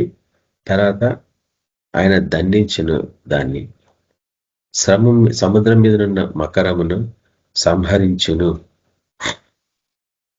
కాబట్టి యెషయా గ్రంథంలో ఆయన తీర్పుకు సంబంధించి చూపిస్తున్నాడు. ఏమైంది ప్రకటన గ్రంథం 21వ అధ్యాయంలో సముద్రం ఎందుకు ఇక్కడ ఉండదంటే తీర్పు తీర్చబడినాక ఈ గుంపులు ఉండవు. అందులో ప్రకృతి పరంగా ఉంటుందేమో, కానీ ఆత్మీయ స్థితిలో అర్థం చేసుకునే ప్రయత్నించాలి. ఎందుకంటే ఆయన ఏదైనా తోటల నుంచి దాన్ని తయారు చేసి పంపించడం మనం చూస్తాం బయటికి. దేన్ని? సముద్రం. అక్కడి నుంచి సముద్రము 3గా పాయలై 3 రకాల దేశాలకి వెళ్ళినట్లు మనం చూస్తాం ఆది కాండంలో. కాబట్టి తిరిగి ఏదైనా తోట స్థిరపరచబడ్డప్పుడు మనం అందరం అక్కడ నివసిస్తాము, దాన్నే పరలోకం అంటున్నాం మనం. కాబట్టి సముద్రము ఎంతగా వాటికి సంబంధించిన విషయాలు ముఖ్యంగా ఏమేమి చెప్పబడుతున్నాయో మనం అర్థం చేసుకున్నప్పుడు అది పలు రకాల గుంపులకి సాదృశ్యము, అపవిత్రమైన జీవితానికి సాదృశ్యము, వర్తకానికి సాదృశ్యము. మనుషులు వాళ్ళు గొప్ప వాళ్ళని ధీమాగా ఉన్నారు, దేవుని అవసరం లేదన్నట్టు అపవిత్రమైన జీవితము సముద్రాలలో, అపవిత్రమైన ఆ యొక్క దాగోను దేవతలు, యెజబెలు ఆత్మలు అన్ని అక్కడే ఉంటాయి అన్నట్టు. సంసోను వెంటాడిన ఆ యొక్క ఫిలిస్తీన్ల దాగోను దేవత దావీదు రాజుని వెంటాడింది, సొలొమోన్ని వెంటాడింది, పలు రకాల దేవుని బిడ్డలను వెంటాడింది, ఏలియా భక్తులుగా చంపడానికి ప్రయత్నించింది. అటువంటి ఆత్మల ఎంత డేంజరస్ ఆత్మలు అన్నట్టు. కాబట్టి వాటి మీద నువ్వు అధికారం పొందుకోవాలంటే నువ్వు జస్ట్ ఏసా నిన్ను బంధిస్తున్నట్టే కాదది. నువ్వు ప్రార్థన చేస్తే కూడా స్వస్థత వస్తలేదంటే ఆ రోగం మీద నీకు అధికారం లేదన్నట్టు. చాలా మంది తెలియదు క్రైస్తవులకి. ప్రతి రోగము ఒక జీవి. అవి కొన్ని జీవులు బహు క్రూరమైనవి. రోగాలలో కూడా ఉదాహరణకి క్యాన్సర్, అది ఒక క్రూరమైన జీవి. Diabetes, heart problem, blood pressure, kidney failures, ఇవన్నీ క్రూరమైన జీవులు. ఆ జీవులు నీ మాట వినాలంటే ఆత్మీయ ప్రపంచంలో నీ ర్యాంక్ ఉన్నత స్థితిలో ఉండాలి. వాటి పైన ఉండాలి నీ ర్యాంక్. ఫలాని సేవకుని ఫలాని పేరు ఆ యొక్క ఆత్మీయ ప్రపంచంలో అనౌన్స్ చేస్తారు దేవదూతలు వచ్చి. తండ్రి ఎట్లా అనౌన్స్ చేసిండో, ఈయన నా ప్రియ కుమారుడు, ఈయన అందు నేను ఆనందించను, ఈయన మాటలు గైకొనుడి విధేయత. ఎందుకంటే అటువంటి అనౌన్స్మెంట్ ఆత్మీయ ప్రపంచంలో జరగాల. అది యోహాను భక్తులు తప్ప ఎవరికి వినిపించలే ఆ స్వరం. వాళ్ళు ఏదో ఉరిమింది అనుకున్నారు, మేఘం ఉరిమింది అనుకున్నారు, కానీ యోహాను భక్తునికి అర్థమైంది అది ఆ స్వరం.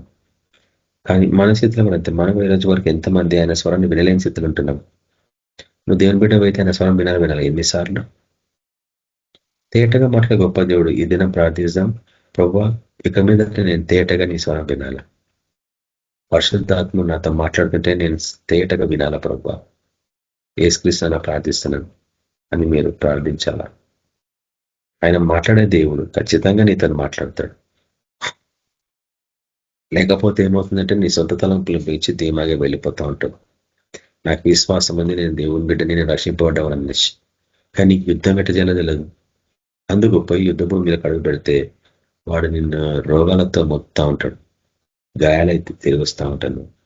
వచ్చి ఇంట్లో పడ్డావంటే మళ్ళీ తిరిగి లేయడం చాలా కాలం అవుతుంది, హాస్పిటల్ చుట్టూ తిరగాల్సి వస్తుంది. వాటి ఆత్మీయ స్థితిలో ఉన్నత ర్యాంక్కి నువ్వు ఎదగాల అంటే నీ సేవ పరిచర్య ఏ రీతిగా ఉండాలా, ఈ ఆత్మల మీద అధికారం సంపాదించుకోవాలా, లోపరుచుకోమన్నాడు. లోపరుచుకుంటే వాటిని ఓడగొట్టి లోపరుచుకోవాలా. అప్పుడు అవి నీ మాట వింటాయి. ఎవరికైనా పోయి నువ్వు ప్రార్థన చేస్తే అవి విడిచిపెట్టాలి. నిన్ను చూస్తే గరిగజ కొట్టుకాల. ఇంతకుముందు కొంతమంది బ్రదర్స్ ఉండేవాళ్ళు, కొంతమంది మరణించారు కూడా. ప్రార్థన చేయమంటే ఫోన్ ఎత్తారు. ఎందుకు ఫోన్ ఎత్తలే, ఎందుకు ఫోన్ చేస్తున్నంటే నీతో మాట్లాడంటే నాకు భయం వేస్తుంది అన్నట్టు. భయం ఎందుకు చెప్పండి?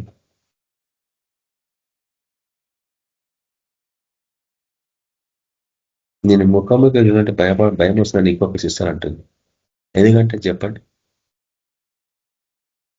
వాళ్ళలో ఉన్న దురాత్మ కంటే మన ర్యాంకు హయ్యర్ ర్యాంకు. కాబట్టి ఈ ర్యాంకు ఆ లెవెల్లో ఉండాలంటే నువ్వు బహు కఠినంగా సేవా పరిచయలో తీర్మానించుకోవాలా. కొన్ని గంటలు ప్రార్థనలు ఉండాలా, ఉపాసం ఉండాలా. నాకు హెల్త్ ప్రాబ్లం ఉంది, నేను ఉపాసం ఉండాలంటే 80% నీకు ర్యాంక్ రాదు. నీ సమస్యలు నువ్వు విజయం పొందలేవు. నీ కుటుంబీకులు నీ మాట ఎందుకు వినాలో తెలుసా? వారి ఆత్మ మీద నీకు ర్యాంక్ అధికారం లేదు. నువ్వు చెప్పినట్లు మనుషులు వినాలంటే మనిషి కూడా ఒక ఆత్మ కాబట్టి వాడి మీద నీకు ఒక ర్యాంక్ దేవుడు ఇవ్వాలి, హయ్యర్ లెవెల్ ర్యాంక్. కొంతమంది ఎట్లా చెప్తే అట్లా వింటారు మనుషులు. వాళ్ళు ఎవరు దేవుడి బిడ్డలు అంటే గొప్ప వాళ్ళుగానే కాదు ఆత్మీయ ప్రపంచం. ఉదాహరణకి డాక్టర్స్ ఏం చెప్పినా వింటాం, వాడు మోసం చేస్తున్నా గుడ్డిగా నమ్మేస్తాం.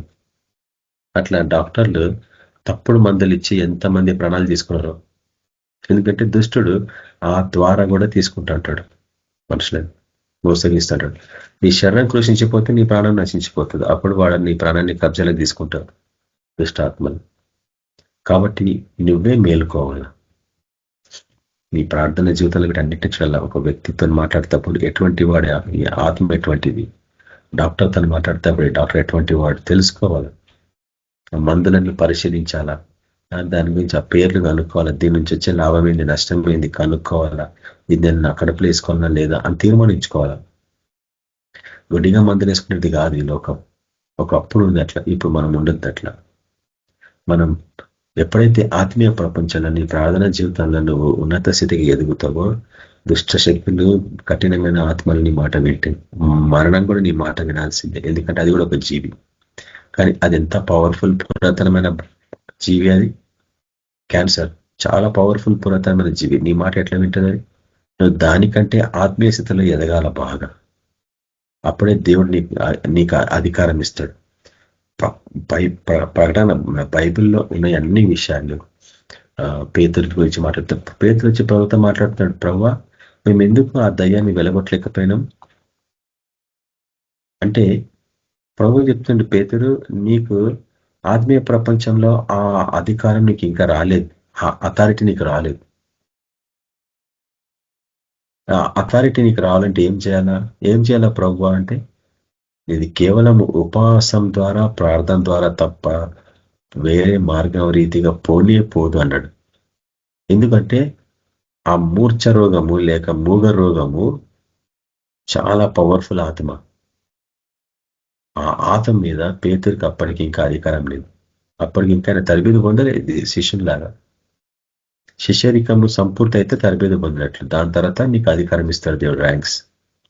కాబట్టి ఈ టీచింగ్స్ లేవు చర్చెస్లలో. ప్రపంచంలో ఆత్మీయ ప్రపంచంలో నువ్వు ఆ ర్యాంకుకి ఎదుగుతూనే గాని ఈ సృష్టిలోని ఆత్మలు నీ మాట వినవు, దయ్యాలు నీ మాట వినవు. నువ్వు వస్తుంటేనే పరిగెత్తిపోవాలి, నేను చూస్తేనే పరిగెత్తిపోవాలంటే నీ ర్యాంక్ అక్కడ అనౌన్స్ చేయబడుతుంది. ఆత్మీయ ప్రపంచంలో నీ ర్యాంక్ ఎదగాల. ప్రమోషన్స్ అంటాం ఈ లోకపు దృష్టిలో.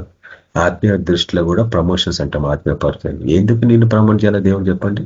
ఏం గొప్ప పని చేసినందుకు మిమ్మల్ని ప్రమోట్ చేయాలా దేవుడు? యథావిధిగా ప్రార్థన చేసుకుంటున్నారు, మీరు తింటున్నారు, పండుకుంటున్నారు, చదువుకుంటున్నారు, ఉద్యోగాలు స్థిరపడుతున్నారు, అంతే కదా. ఆయన కొరకు ప్రత్యేకంగా నువ్వు ఏమని చేస్తున్నావు?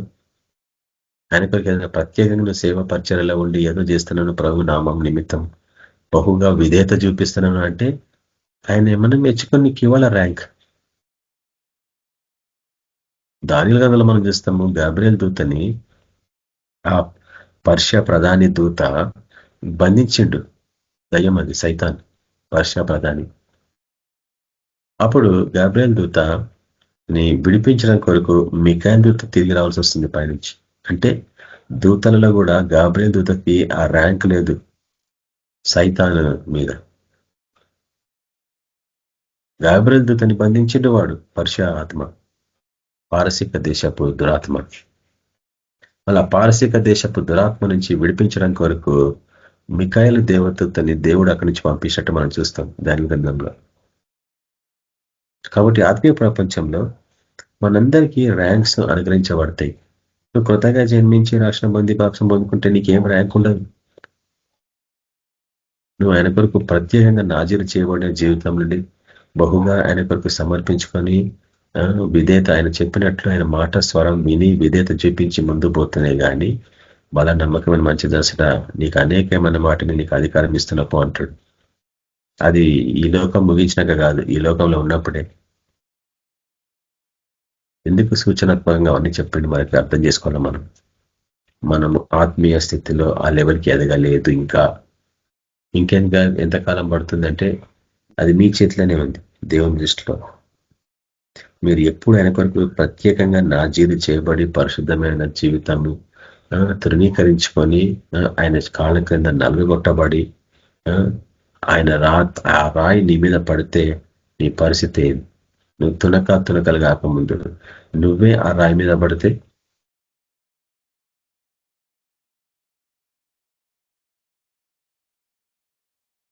తృణీకరింపబడ్డ జీవితము, అగ్ని చేత కాల్చబడ్డ జీవితము, బలిపీఠం మీద బలి పశువులాగా బలి అర్పించబడ్డ జీవితము, సంపూర్ణంగా కాల్చబడ్డ జీవితం, ఆయన అగ్ని చేత కాల్చబడ్డ జీవితము, ఆయన తిన్న కొర దెబ్బల అనుభూతిలోని మనం పోయినప్పుడు మన శరీరాన్ని బహుగా మనము ఛేదించుకున్నప్పుడు, దాన్ని లోపరుచుకున్నప్పుడు నీ ర్యాంకు పెరుగుతూ ఉంటుంది. ఉపవాస ప్రార్థనలు నీ ర్యాంక్ మరీ అధికంగా పెరుగుతుంటుంది, త్వరగా పెరుగుతుంటుంది. లేదంటే ఇంకో 20 సంవత్సరాలైనా నీ ర్యాంకు ఎక్కడేసిన గొంగలు ఎక్కడ ఉండిపోతుంది. ఇది నేను చూసిన క్రైస్తవ జీవితంలో. ఇక్కడికి నేను ఈ యొక్క వాక్యాన్ని ముగిస్తున్నాను. వచ్చే వారము మరికొన్ని విషయాలతో మనం ముందుకు వెళ్తూ ఉంటాం. కాబట్టి పరలోకంలో క్రొత్త ఆకాశము, క్రొత్త భూమిలో సముద్రము ఉండదు. ఎందుకంటే సముద్రం అంటే అపవిత్రమైన జీవితానికి సాదృశ్యము, క్రూరమైన జీవితానికి సాదృశ్యము, బలాత్కారంతో నిండిన జీవితము సముద్రం. అందులో దురాత్మలన్నీ బలాత్కారంతో అపవిత్రమైన జీవితములు, మత్స్యకన్యక జీవితాలు, ఆత్మలు, మరీన్ స్పిరిట్స్ అంటాం వాటిని, అపవిత్రంలో పడేసి సేవకులను పడగొట్టే ఆత్మలు అవన్నీ అక్కడి నుంచి వస్తాయి. ఆ జీవులు అవన్నీ వచ్చి స్త్రీ రూపకంగా వస్తాయి ఆత్మలన్నీ. అవి మనుషులు కావు, కానీ మనుష్య రూపాలు దలుచుకొని వస్తుంటాయి ఆ జీవాత్మ, ఆ దురాత్మలు వచ్చి మనుషులు పడగొడుతుంటాయి. అందుకే ప్రతిసారి నువ్వు సిటీలకు పోయినప్పుడు, మార్కెట్లకు పోయినప్పుడు అందరూ మనుషులు అనుకోవద్దు. అది నీ ఆత్మీయతలకు కనిపించాలా ఎవరు మనుషులు కాదని. కాబట్టి సముద్రము మనుషులు విడదీస్తూ ఉంటుంది. అది డివైడెడ్ సీ అని చెప్తారు మన ప్రభు యెషయా గ్రంథం 27వ అధ్యాయంలో. కాబట్టి అది మనుషులను డివైడ్ చేస్తూ ఉంటుంది, దేశాలని డివైడ్ చేస్తూ ఉంది, విడదీస్తూ ఉంది. కాబట్టి విడదీసే వాళ్ళు ఎవ్వరు పరలోకంలో ఉండరు అన్నదానికి కూడా సాదృశ్యం. నిషిద్ధమైన దేని కూడా పరలోక రాజ్యంలో ప్రవేశించదు అని కూడా దానికి సాదృశ్యం. కాబట్టి అపవిత్రమైన జీవితము, పాపపూరితమైన జీవితము, కామకత్వము, మోసంతో కూడిన జీవితము, బలాత్కారంతో కూడిన జీవితము పరలోకంలో ఉండదు. అదే సముద్రం లేకపోవడము అని అర్థం. కానీ అక్కడ జీవజలం అయితే ఉంటది, జీవవృక్షం కూడా ఉంటది. అది నేను వచ్చేవరం మీకు చూపిస్తాను. అటువంటి కృపలో ప్రభువులను నడిపించాలని ప్రార్థిస్తాను. పరిశుద్ధుడవగు దేవ, సర్వోన్నతుడగు తండ్రి, మీకు వందనాలు కృతజ్ఞతలు అర్పించుకుంటున్నాం నైనా. అవును ప్రభా, నూతనమైన ఆ యొక్క పరలోకంలో, నూతనమైన ఆ యొక్క భూమిలో సముద్రము లేదు అన్న అంశం గురించి ఇన్ని వారాలు మీరు మాతో మాట్లాడుతూ బలపరుచినందుకు మీకు వందనాలనైనా. సముద్రము అనేది విడదీసేదానికి భయానకమైన స్థితికి సాదృశ్యము, అది మరణానికి సాదృశ్యము, అపవిత్రమైన జీవితానికి సాదృశ్యము అనేసి మీరు మాకు అనేక పర్యాలు చూపించినారు ప్రభువా. మీరు సముద్రం మీద లేసి గాలిని గద్దించిన వారినైనా, మరి అటువంటి గద్దించే ఆత్మ, మరి అటువంటి ర్యాంకింగ్ మాకు అనుగ్రహించి మనం ప్రార్థిస్తున్నాం. ఎటువంటి ప్రార్థనలు మేము చేయాలా? ఇది కేవలం ఉపవాసం ద్వారా, ప్రార్థన ద్వారా తప్ప వేరే ఒక మార్గం లేదన్నారు నైనా. అటువంటి క్రూరమైన ఆత్మల మీద మేము అధికారం పొందుకోవాలంటే మేము ఏం చేయాలని మీరు మాతో మాట్లాడండి నైనా. పేతులతో మీరు మాట్లాడినారు ప్రభా, ఈ దినం మాతో మాట్లాడుతున్నారు ప్రభా. క్యాన్సర్ రోగాలు, అవి దురాత్మలు, బహు కఠినమైన పురాతనమైన దురాత్మలు అవి. వాటి మీద మేము ఎట్లా అధికారం పొందుకోవాలా? కిడ్నీ ఫెయిల్యూర్ ఆత్మల మీద ఎట్లా అధికారం పొందుకోవాలా? డయాబెటీస్ ఆత్మల మీద మేము ఎట్లా అధికారం పొందుకోవాలా? హార్ట్ ప్రాబ్లమ్స్, బ్లడ్ ప్రెషర్, వాటి మీద ఎట్లా అధికారం పొందుకోవాలా? మెంటల్ డిసార్డర్స్ మీద ఎట్లా అధికారం పొందుకోవాలా? ప్రతిదీ ఒక జీవి, వాటి మీద మేము ఎట్లా అధికారం పొందుకున్నాం మాకు ఆ మార్గాలు చూపించండి. ఇక మీదట మేము అటువంటి పరిచర్యలో మీరు క్రీస్తు కూడా లేపబడినవారైతే పైన వాటిని వెతకమన్నారు ప్రభావ. మేము వెతకడానికి సిద్ధంగా ఉన్నాం నైనా, మాకు అనుగ్రహించండి. మేము వాటిని ప్రయాసంతో వెతుక్కొని తెలుసుకొని మీ బిడ్డలకి పరిచర్య చేసి మిమ్మల్ని గణపరచాలా, మీ నామాన్ని ప్రసిద్ధి చేయాలా. అటువంటి పరిచర్యలో మా అందరూ నడిపించండి.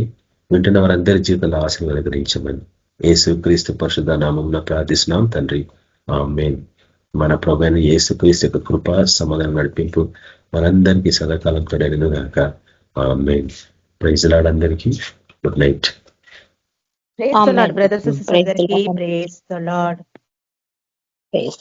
అందరికీ ప్రైజ్ లార్డ్.